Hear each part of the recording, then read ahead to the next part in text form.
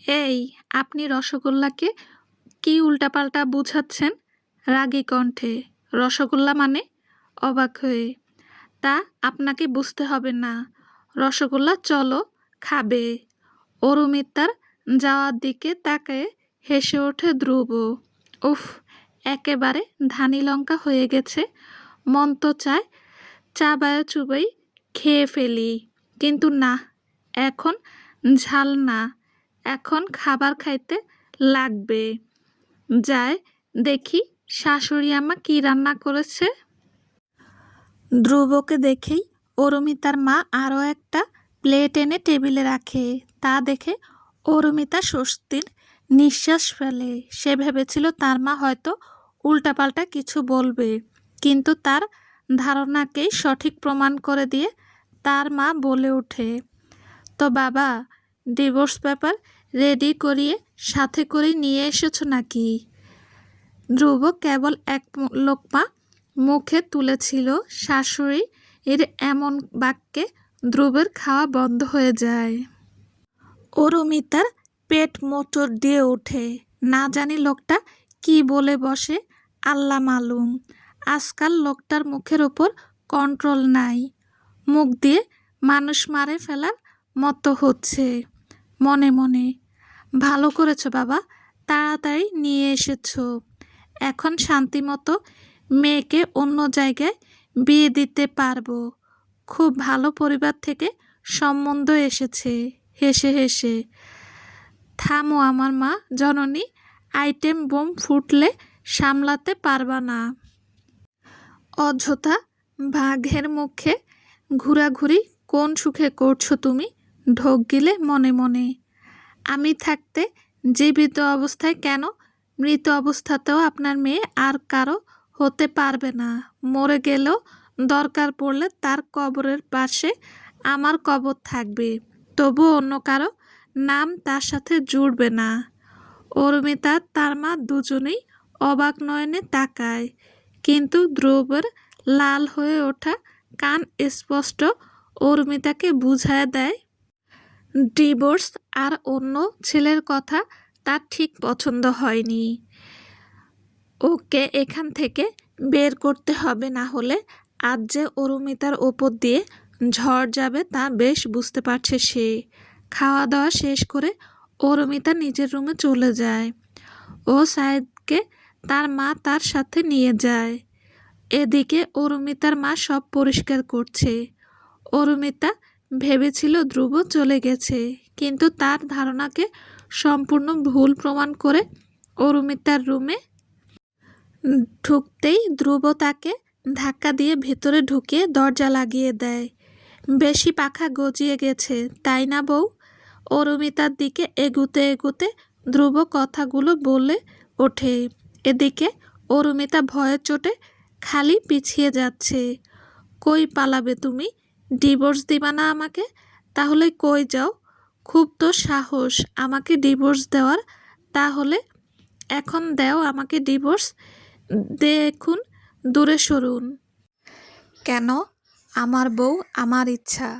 আমি দূরে যাই না কাছে যাই, তুই এদিকে আয়। তুই আমাকে ডিভোর্স দিবি না? এদিকে আয়, তোর সাহস দেখব আমি। আপনি আমার সাথে এইভাবে কথা বলতে পারেন না, ভয়ে ভয়ে। তোর ব্যবহারের কিছু বলেছি তুই? আমার হাতের কাছে খালি আয় একবার। এদিকে অরুমিতা পুরো রুমে লাফিয়ে বেড়াচ্ছে আর ধ্রুব তাকে ধাওয়া করছে। হঠাৎ করে ধ্রুব অরুমিতার হাত ধরেই ফেলে। অরুমিতার তো গলা শুকিয়ে কাঠ। ভয়ের ঠেলায় নিজেই বকতে শুরু করে, বিশ্বাস করেন, আমি ডিভোর্স দিতে চাই না। আমি আম্মুকে বলেছিলাম আমি ডিভোর্স দেব না আপনাকে কোনো দিন। আম্মু কেন এই কথা বলল আমি জানি না। আমি আপনাকে সত্যি ডিভোর্স দেব না। অরুমিতার কথায় ধ্রুব শান্ত হলো। অরুমিতার কপালে চুমো এঁকে দিয়ে সরে আসে। আর ওই ছেলে কে, যার সাথে তোমার বিয়ের কথা বললেন তিনি? আমি জানি না। হো, আমি আপনাকে তার নাম বলি আর আপনি তাকে জানে মেরে দেন। আজ সামান্য ফ্ল্যাট করায় তার গলা অবধি চেপে ধরেছিলেন। আজ যদি বলি বিয়ে করতে চায় আফতাব আমাকে, তাহলে তার যে নামও মুছে ফেলবেন তা বেশ বুঝতে পারছি আমি। তাই অকালে কারো প্রাণ কেড়ে দিতে পারি না। যা করার করে নেন মনে মনে। সত্যি? যাও ঘুমাও এখন। আপনাকে আমি আমার ঘরে থাকতে দেব না। আমি থাকবও না। আমিও থাকতেই দেব না। তুমি কি আমাকে তোমার সাথে থাকার জন্য পুশ করছো? একদম না। আমি জানিয়ে দিচ্ছি, আমার রাগ উঠাবেন না বলে দিলাম। আমার বয়ে গেছে। তোমার মাকে বুঝিয়ে দিও তার মেয়ে শুধু আমার, আর কারো না। যদি এইসব আর একবার বলেছে, সাথে সাথে তার মেয়ের কোলে আমার বাচ্চা ধরায় দিব। যত সব অসভ্য কথাবার্তা। অসভ্যের মতো কিছু বলি না, তাতেই এই দুর্নাম। অসভ্যের মতো কিছু করব নাকি? অরুমিতার দিকে এগুতে এগুতে শার্টের বোতাম খুলতে শুরু করে। অরুমিতা তা দেখে চোখে হাত দিয়ে চেঁচিয়ে ওঠে। বেশ কিছুক্ষণ কোনো সাড়া শব্দ না পেয়ে পিট পিট করে চোখ খুলতেই দেখতে পায় ধ্রুব চলে গেছে। স্বস্তির নিঃশ্বাস ফেলে বিছানায় শুয়ে পড়ে। সারাদিনের কথা ভাবতেই ঠোঁটের কোণায় হাসি ফুটে ওঠে। কি মনে করে ফোন থেকে মিসেস চৌধুরীর নাম্বারে কল দেয়। তিনি কেবলই বই বন্ধ করে শুতে যাচ্ছিলেন। এই অসময়ে কল দেখে কিছুটা ভড়কে যায় উনি। কেমন আছো মামুনি? এতদিনে বুঝি মামুনির কথা মনে পড়ল? মাকে ভোলা যায় আবার? আমার ছেলে গেছে নাকি? কাল থেকে জ্বালিয়ে মারছে আমাকে। হাহা, তাই নাকি? কিন্তু জ্বালানোর কথা না তোর ছিল? হেসে দিয়ে। আর বইল না, কিছু বলতেও ভয় লাগে। ঠোঁট কাটা স্বভাবের। কেমনে হলো, কিভাবে হলো বুঝতে পারছি না। চলে আয় না মা, করুণ কণ্ঠে। আসবো মা, খুব জলদি আসবো, কিন্তু তোমার ছেলেকে আগে তার প্রাপ্য বুঝিয়ে দেই, তারপর। তোদের ছাড়া বাড়িটা কেমন জানি লাগে। অরুমিতা দীর্ঘশ্বাস ফেলে। আরও কিছুক্ষণ মামে আড্ডা দিয়ে কল কেটে দেয়। সারাদিনের এত খাটুনির জন্য খুব জলদি ঘুম এসে ধরা দেয় অরুমিতার চোখে। অরুমিতা আড়মোড়া ভেঙে উঠে বসতেই দেখে কলেজে যাওয়ার টাইম হয়ে গেছে। জলদি করে রেডি হয়ে রওনা দেয়। রাস্তায় বের হতেই টাসকি খায় রিকশার লম্বা কাতার পড়ে আছে। এমনই দিনে একটা রিকশাও থাকে না। আর আজ একেবারে বাহার দেখে ঠোঁট আপনা আপনি হা হয়ে যায়। কিছু একটা ভেবে খটকা লাগতেই এদিক সেদিক তাকায়। একটু দূরে দেখতে পায় তার বাম সাইডে ধ্রুব গাড়ির সাথে হেলান দিয়ে দাঁড়ায় আছে। আজ আরও এক দফা ক্রাশ খায় Arumita. Navy blue shirt, white pant, চুলগুলো বাতাসে উঠছে। শার্টের উপরের 2 বোতাম খোলা, তাতে ঝুলছে সব সময়কার মতো কালো চশমা। কেউ চশমা পাগলও হতে পারে তা জানা ছিল না ধ্রুবের সাথে দেখা হওয়ার আগে। ধ্রুবর ড্রয়ারে নিম্নে 500টার মতো সানগ্লাস হবেই, আর তার অর্ধেকের বেশি ব্ল্যাক আর কিছু হোয়াইট, আবার কিছু ব্ল্যাকের মধ্যেই, কিন্তু ওগুলো একটু স্টাইলিশ, ডায়মন্ড এর কাজ করা। বড়লোকদের শখ বলে কথা, না হলে এত টাকা কেউ চশমার পেছনে উড়ায় নাকি? আজব। অরুমিতা কোনো রিকশায় না উঠে হাঁটা ধরে। একে তো জেদ, আরেকে মাস শেষের দিকে। এখন তার কাছে তেমন টাকা নেই, আর যা আছে তা বাসাতে ইমার্জেন্সির জন্য রাখা। ধ্রুব বিরক্তিতে কপাল কুঁচকে গাড়ি নিয়েই তার পিছন পিছন ছুটে।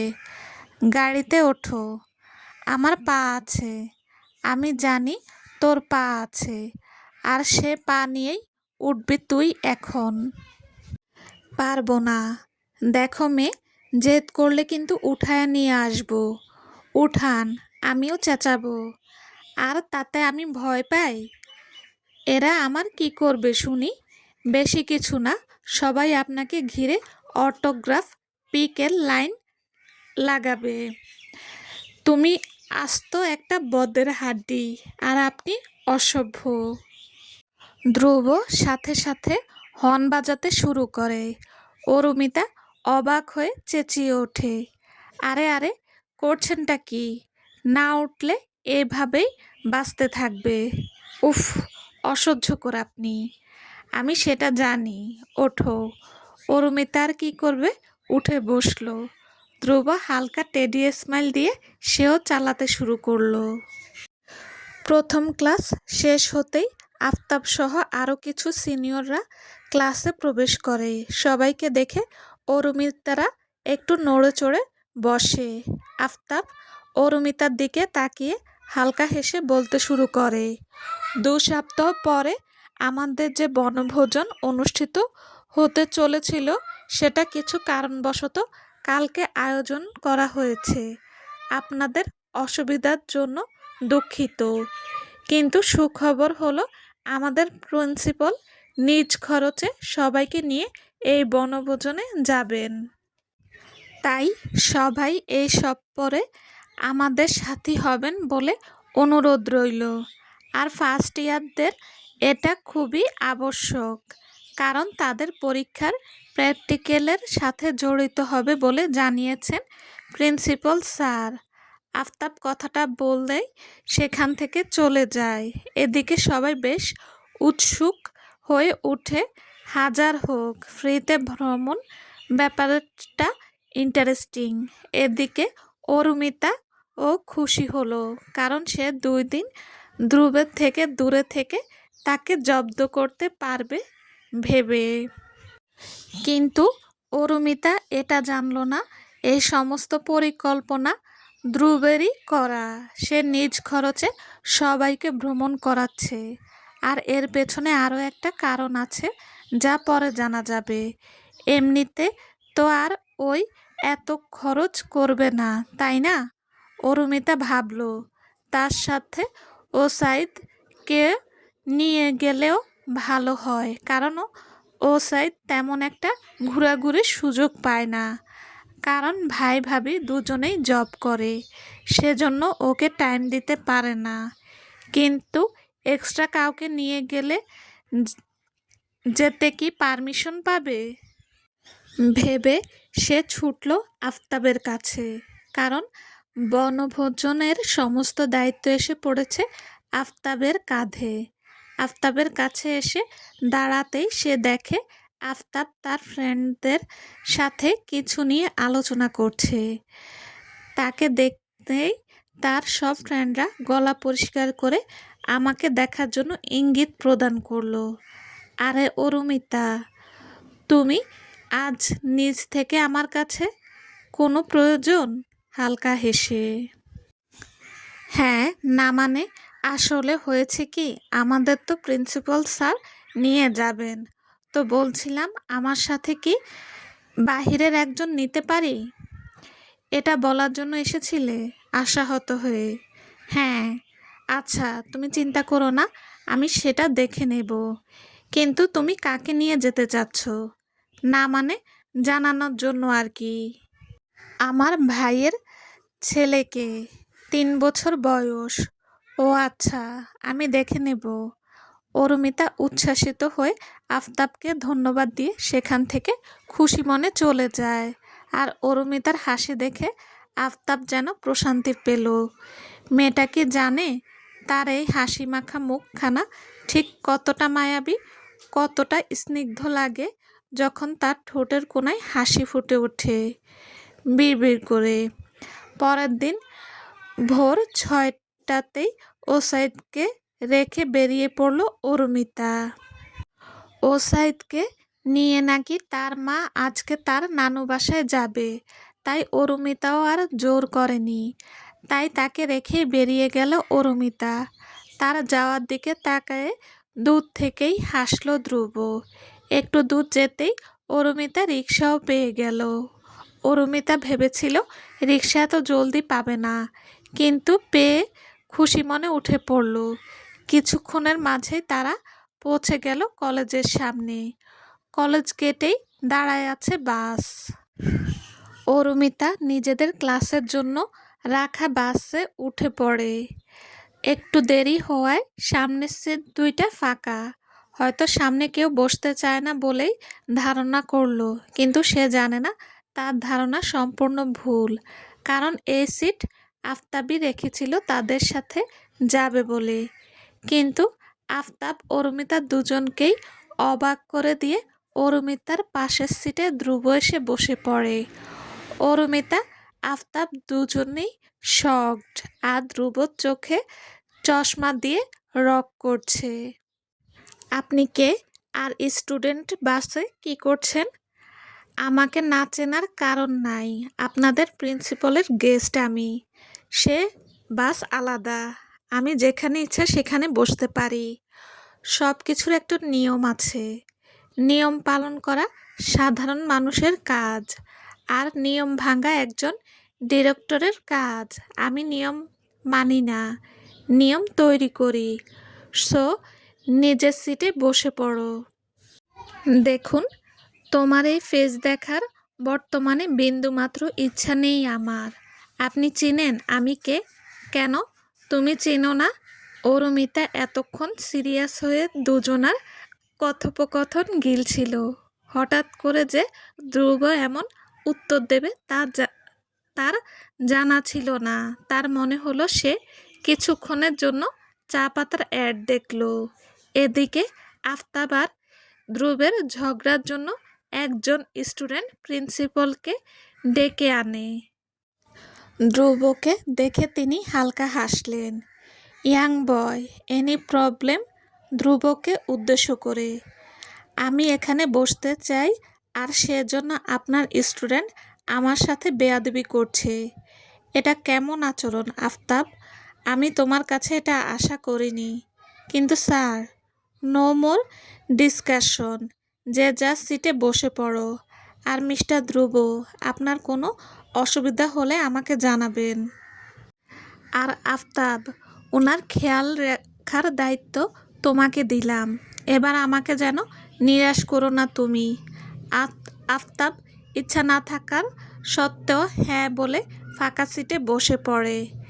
কেন করলেন এমন? আমি আবার কি করলাম? ইনোসেন্ট ফেস করে। এইসব সার্কাস আমি কিছু করিনি, যা করার ওই ছেলে করেছে। কত শখ আমার বইয়ের পাশে বসবে। আপনি কি পাগল হয়েছেন? সত্যি করে বলেন তো, ভুলে ভবিষ্যতে কোনো গায়ের সাথে টক্কর তো খাননি? খাইছি তো, তোমার সাথে, তোমার প্রেমে পাগল হয়েছি। আর কি লাগবে বলো? আপনার থেকে শান্তি পেতে এত দূরে যাওয়া। আমি বেঁচে থাকতে তো তা সম্ভব না প্রেয়সী। মেরে ফেলতে বলছেন? পারবে? অরুমিতা আর কিছু না বলে চুপচাপ বসে রইল, রাস্তার দিকে দৃষ্টি রেখে। এদিকে ধ্রুবের সমস্ত খেয়াল একমাত্র অরুমিতার উপরেই নিবদ্ধ হয়ে পড়ে আছে। অরুমিতা বুঝল, কিন্তু তবুও কোনো রিয়াকশন দিল না। কেন যেন দিতে ইচ্ছে করল না। মাঝে মধ্যে একটু একটু পাগলামি প্রিয় মানুষের মন্দ লাগে না। হঠাৎ করেই ঘাড়ে ভারী কিছুর আভাস পেয়ে চমকে উঠল অরুমিতা। কাঁধে ধ্রুবের মাথা দেখে বুঝতে বাকি রইল না ধ্রুব অলরেডি ঘুমিয়ে গেছে। যাবেও বা না কেন? সারা রাত কাজ করে 2 কি 3 ঘন্টা ঘুমিয়ে আবার এত সকালে উঠে বাসে চড়েছে। অরুমিতা ধ্রুবের ক্লান্ত চেহারা দেখে কিছু বলল না। ধ্রুবকে আরও ভালোভাবে ঘুমোতে দিয়ে কিছুক্ষণ এক দৃষ্টিতে চেয়ে রইল ধ্রুবের মুখখানার দিকে। ফর্সা চেহারা, যেন একটু বেশি উজ্জ্বল লাগছে। হয়তো আজ ঘন দাড়িগুলোকে খোঁচা খোঁচা দাড়িতে পরিবর্তন করেছে বলে। কি মনে করে আলতো হাতে স্পর্শ করে ধ্রুবের খোঁচা খোঁচা দাড়িতে। অদ্ভুত এক শিহরণ অনুভব করে সে নিজের শরীরে। হাতটা সাথে সাথে সরিয়ে আনে। এমন অনুভূতি এই মুহূর্তে আনা উচিত না, তাকে আরও কঠোর হতে হবে। বরফ এত তাড়াতাড়ি গলে গেলে যে চলবে না। ধ্রুবকে ঘুমাতে দিয়ে সে নিজেও বাসের বাহিরের দৃশ্য দেখতে মনোযোগ দিল। এদিকে অরুমিতা আর ধ্রুবের এই ঘনিষ্ঠতা সহ্য হলো না আফতাবের। কই, অরুমিতা তো কোনোদিন তাকে নিজের এত কাছে আসতে দেয়নি। তাহলে ধ্রুবের মাঝে এমন কি আছে? ধ্রুব যদি বড়লোক হয় সেও কম না, দেখতে শুনতেও খারাপ না। তাহলে কেন ধ্রুবের প্রতি এই আলাদা টান? অরুমিতার ব্যাপারটা বোধগম্য হলো না আফতাবের। ইতিমধ্যে তারা পৌঁছে গেছে। তারা বনভোজনের স্পটে। দীর্ঘ 4 ঘন্টার জার্নিতে প্রায় সবার এই পিঠ ব্যথায় আঁকড়ে গেছে। তাও রাস্তায় তেমন জ্যাম না থাকায় তারা দ্রুত পৌঁছে গেছে বলা চলে। হঠাৎ ব্রেক কষায় ধ্রুবের মাথা সামনে বাড়ি খেতে নিলেই অরুমিতা এবার তার কপালের সামনে হাত রাখে, যার কারণে আসতে লাগা ব্যথাটা দ্বিগুণ জোরে অনুভব করে। ধ্রুবের ঘুম ছুটে যায়। অরুমিতার মুখটা চুপসে যেতে দেখে চলবে। আসসালামু আলাইকুম। গল্পটা যদি ভালো লেগে থাকে প্লিজ প্লিজ লাইক কমেন্ট করে জানাবেন আর বেশি বেশি শেয়ার করে দেবেন। আল্লাহ হাফেজ।